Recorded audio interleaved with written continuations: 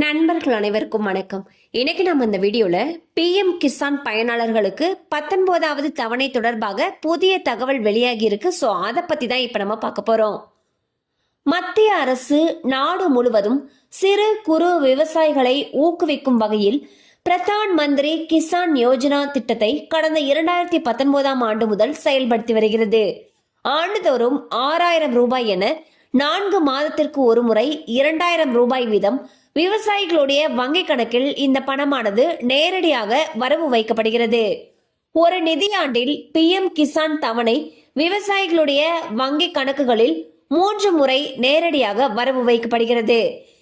April முதல் ஜூலை வரை முதல் தவணையும், ஆகஸ்ட் முதல் நவம்பர் வரையிலான காலம் 2வது தவணையும், டிசம்பர் முதல் மார்ச் வரையிலானது 3வது தவணைக்கான காலமாகவும் கணக்கிடப்படுகிறது.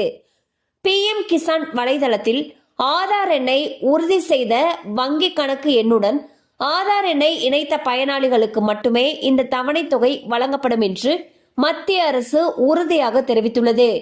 PM கிசானின் 19வது தவணையை அனைவரும் எதிர்பார்த்து காத்திருக்கின்றனர்.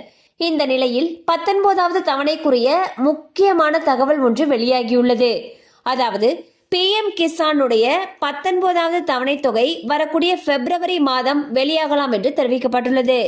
விவசாயிகள் பலரும் புத்தாண்டு பரிசாக ஜனவரி முதல் வாரத்தில் 2000 ரூபாய் வங்கி கணக்கில் வரவு வைக்கப்படும் என்று நினைத்தனர்.